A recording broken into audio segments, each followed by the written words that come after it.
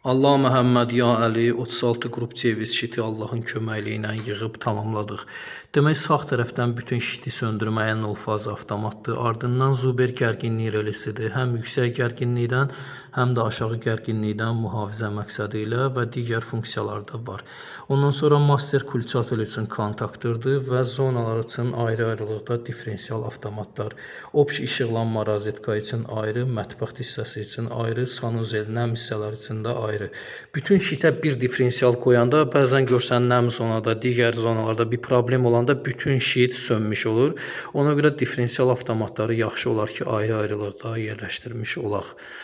Digər avtomatlarda qoruyucu məqsədi ilə olan avtomatlardır.